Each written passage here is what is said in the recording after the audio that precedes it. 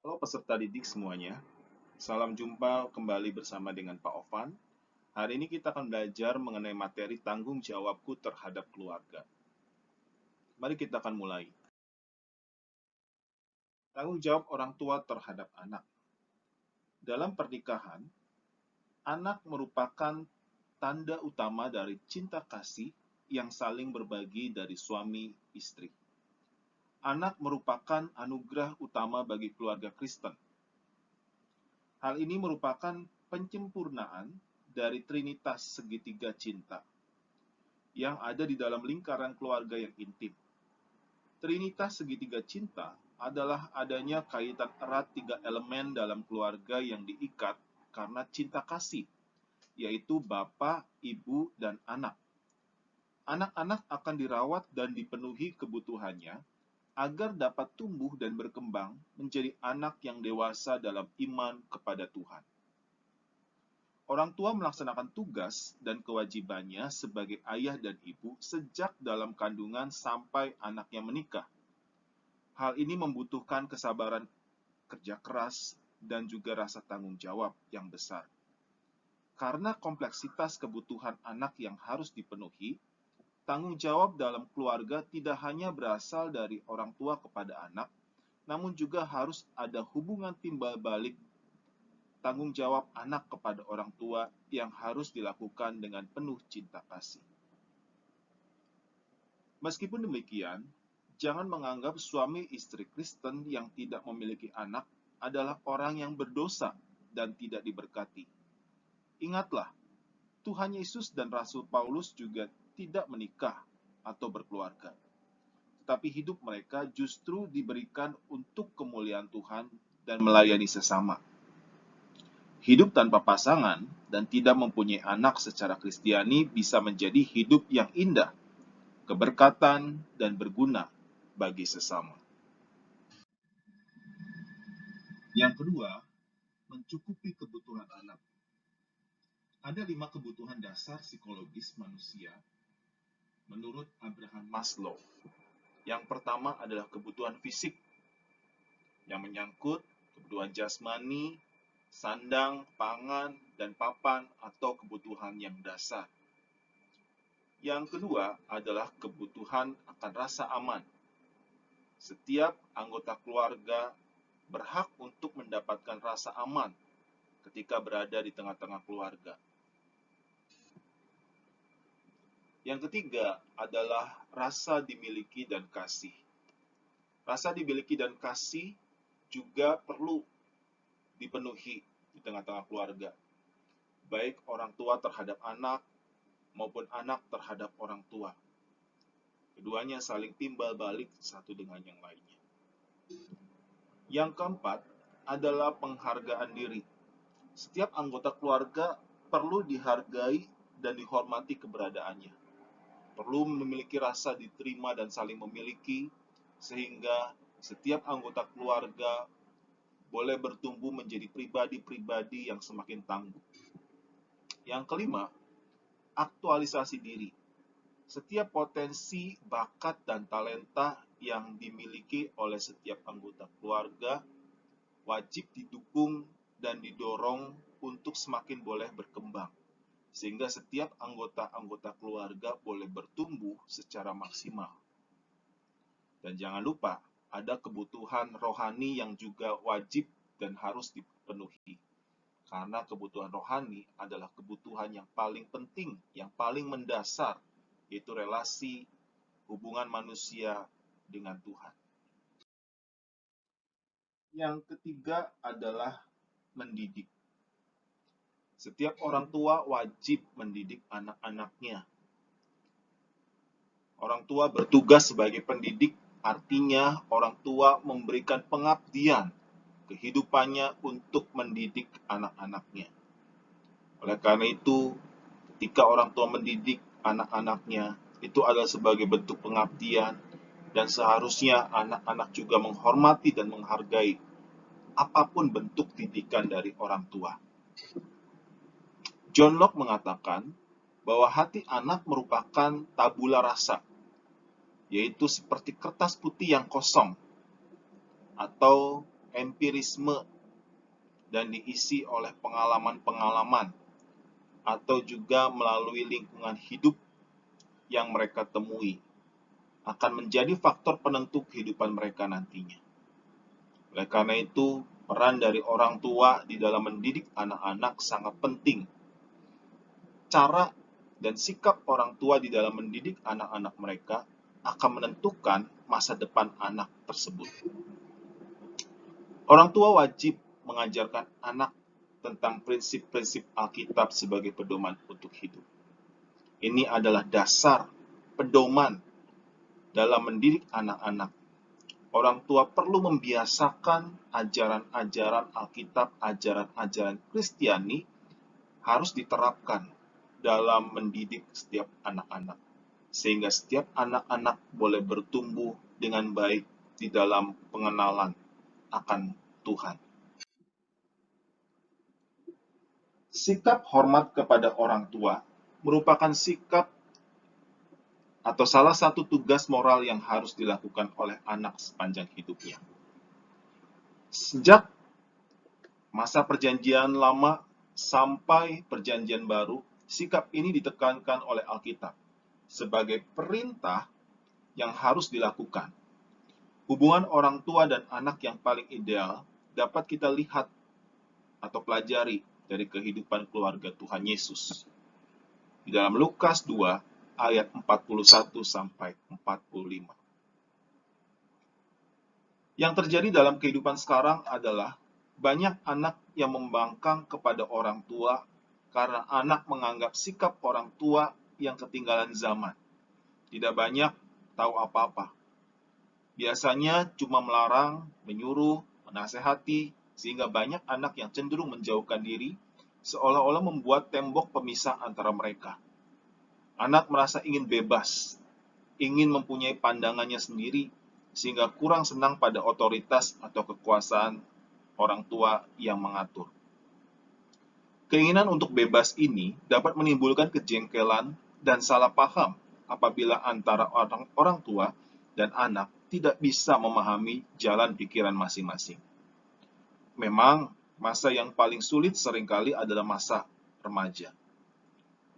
Di satu sisi, remaja mengalami perkembangan yang seringkali tidak bersesuaian dengan pendapat dan harapan orang tua dan lingkungan.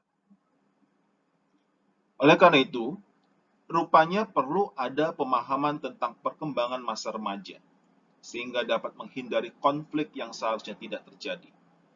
Terdapat 4 aspek yang perlu dipahami, yaitu perkembangan kognitif,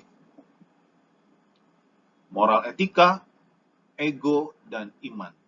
Yang pertama adalah perkembangan kognitif. Pada usia ini, remaja memasuki tahapan kematangan intelek. Remaja mampu berpikir jauh, memilih melebihi dunia nyata dan keyakinan sendiri, yaitu memasuki dunia ide-ide. Remaja bisa memecahkan masalah secara sistematis, tidak hanya meniru orang lain. Remaja bisa berpikir reflektif, mengevaluasi pemikiran, melakukan imajinasi ideal, dan berpikir abstrak. Yang kedua, perkembangan moral etika. Pada usia ini, penekanannya adalah siapa yang memegang kekuasaan, mereka perlu dihormati. Remaja mulai senang menegakkan hukum dan disiplin, gemar memperhatikan kewajiban yang harus dilakukan, dan memperhatikan tata kehidupan sosial, serta kepentingan keamanan diri. Remaja menghormati orang yang memelihara aturan masyarakat. Yang ketiga adalah perkembangan ego. Remaja berada dalam situasi di mana di satu sisi ingin memiliki identitas pribadi, namun di sisi lain ingin menyisakan rasa kekaburan identitas. Remaja mulai belajar memberikan loyalitas terhadap suatu kelompok yang menjadi bagian identitas.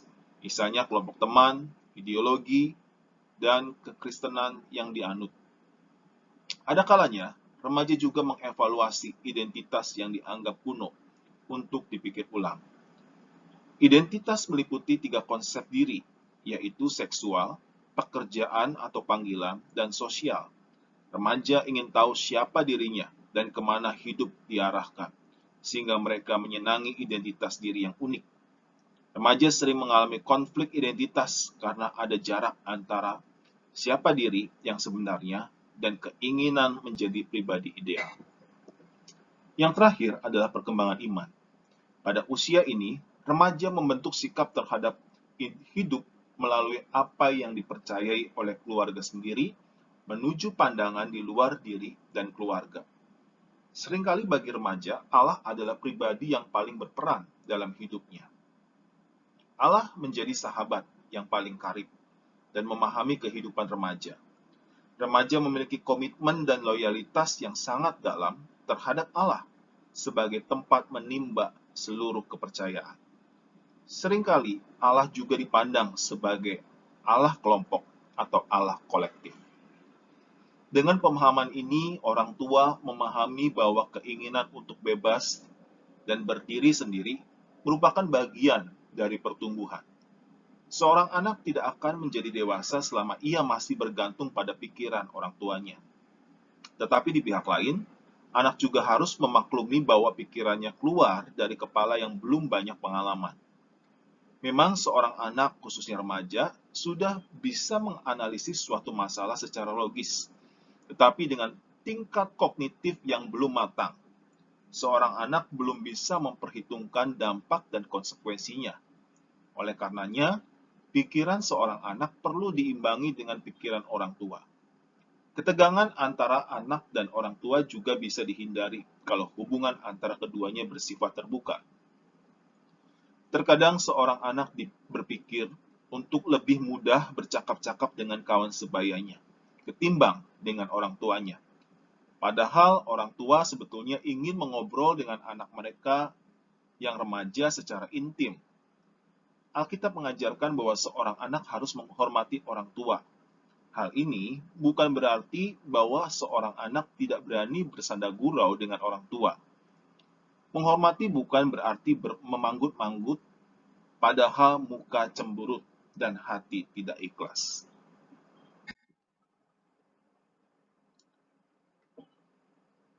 Salah satu dari 10 hukum Tuhan dalam kitab Keluaran 20 ayat 1 sampai 17 adalah hormatilah ayahmu dan ibumu supaya lanjut umurmu di tanah yang diberikan Tuhan Allahmu kepadamu. Yang dimaksud dengan hormat adalah yang pertama, hormat berarti bersikap santun dan patuh terhadap orang tua.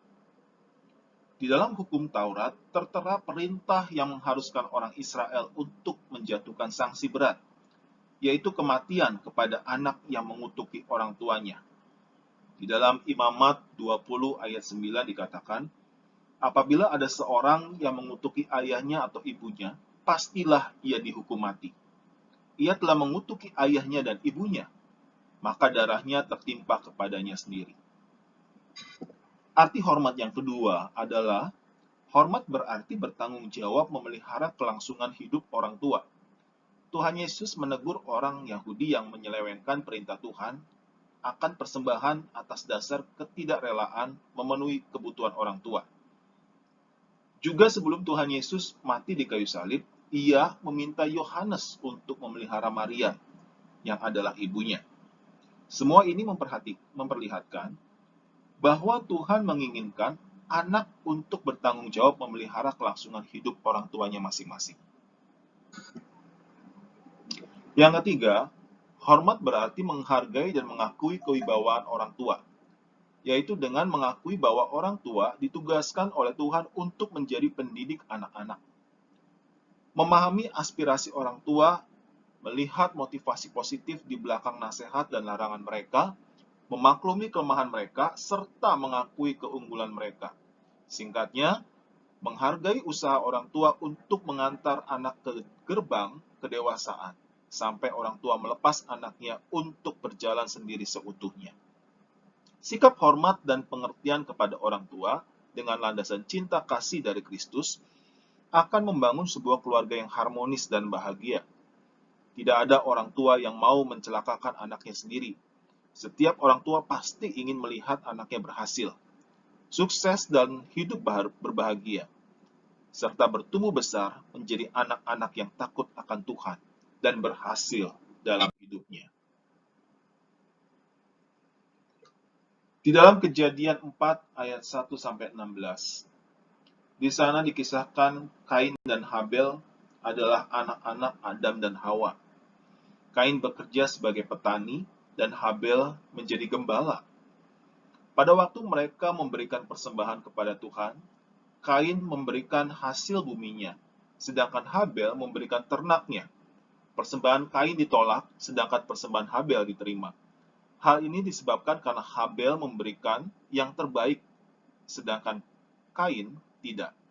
Akibatnya Kain marah. Ia mengabaikan teguran Tuhan serta membunuh Habel adiknya. Kain seharusnya melakukan introspeksi diri, kemudian memperbaiki hal-hal dalam hidup dan persembahannya. Namun tidak demikian. Ia marah karena ia iri hati, sehingga mengorbankan nyawa adiknya. Dosa iri hati adalah dosa yang kelihatan remeh, tetapi sangat berbahaya, karena dapat mengakibatkan dosa-dosa yang lain. Akibatnya Kain dihukum oleh Tuhan dengan kutukan. Hubungan bersaudara antara Kain dan Habel yang awalnya baik dan penuh kasih hilang karena sikap iri hati yang membawa akibat yang buruk. Hal ini perlu dihindari dalam hubungan antara saudara yang memiliki kontak intim karena berasal dari ayah dan ibu yang sama. Buatlah komitmen atau janji untuk menghormati orang tuamu sesuai dengan firman Tuhan. Misalnya sikap yang saya lakukan yang seringkali menyakiti orang tua. Misalnya melawan orang tua, tidak taat kepada perintah orang tua, tidak mau mendengar nasihat-nasihat orang tua, malas ketika berada di rumah atau di sekolah, dan lain sebagainya. Lalu apa yang menjadi komitmenmu untuk merubah itu semua? Misalnya, menghormati orang tua, menjadi anak yang rajin, menjadi anak yang selalu mendengar nasihat orang tua dan memperbaiki setiap kesalahan, dan lain sebagainya. Lukas 2 ayat 41-52. Di dalam teks dalam Lukas ini mengisahkan keluarga Tuhan Yesus yang pergi ke Yerusalem dalam rangka merayakan hari raya di Bait Allah. Tuhan Yesus menghormati kedua orang tuanya dengan cara mengikuti perintah orang tua untuk hadir dalam perayaan di Bait Allah.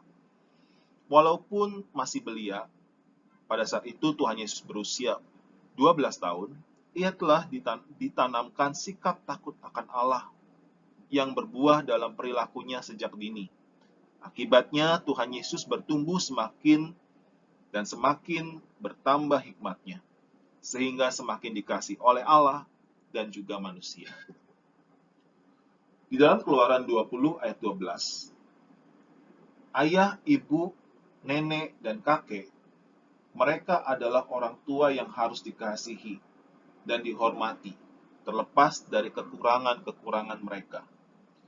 Di atas segalanya, kasih merupakan inti dasar kekristenan yang harus berlaku, unconditional atau tanpa syarat. Hukum dalam Keluaran 20 ayat 12 ini mencakup semua tindakan baik dukungan material, hormat, dan ketaatan kepada orang tua. Perintah ini mencegah kata-kata kasar dan dapat menyakiti orang tua. Sikap seorang anak yang menaruh hormat kepada orang tuanya dampaknya bukan hanya diterima dari orang tua, melainkan dari Tuhan sendiri yang akan memberkati anak-anak. Setiap anak yang sungguh-sungguh menghormati orang tuanya akan hidup diberkati Tuhan secara jasmani dan rohani. Anak-anak sebaiknya jangan berlaku kurang ajar. Jangan pernah hitung-hitungan ketika memberi sesuatu kepada orang tua, karena Tuhan sendiri yang akan membalas dan memberi berkat kepada anak-anak dengan limpah. Anak-anak yang menghormati orang tuanya akan mengalami penggenapan akan janji Tuhan, yaitu umur panjang dan pemeliharaan Tuhan yang tidak berkesudahan. Dan kisah mengenai Kain dan Habel dalam Kejadian 4 ayat 1-16 yang sudah Pak Ovan jelaskan di slide yang sebelumnya. Firman Tuhan di dalam Amsal 23 ayat 22 berbunyi demikian. Dengarkanlah ayahmu yang memperanakan engkau, dan janganlah menghina ibumu kalau ia sudah tua. Ayat ini ingin menasihati kita semua bahwa seorang anak harus menghormati orang tua, baik ayah ataupun ibu. Dengarkanlah setiap perkataan ataupun nasihat orang tua.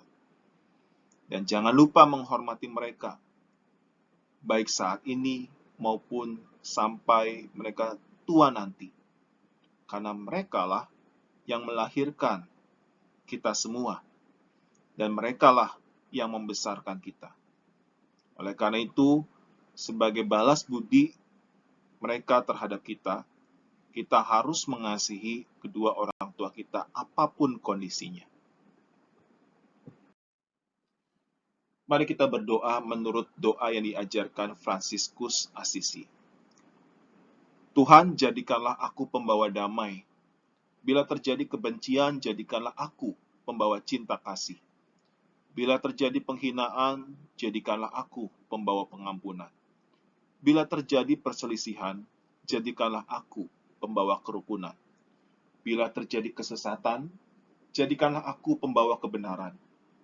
Bila terjadi kebimbangan, jadikanlah aku pembawa kepastian. Bila terjadi keputusasaan, jadikanlah aku pembawa harapan. Bila terjadi kegelapan, jadikanlah aku pembawa terang. Bila terjadi kesedihan, jadikanlah aku pembawa sukacita. Ya Tuhan, ajarlah aku untuk lebih suka menghibur daripada dihibur, mengerti daripada dimengerti, mengasihi daripada dikasihi. Sebab dengan memberi kita menerima, dengan mengampuni kita diampuni, dan dengan mati suci kita dilahirkan ke dalam hidup yang kekal. Amin.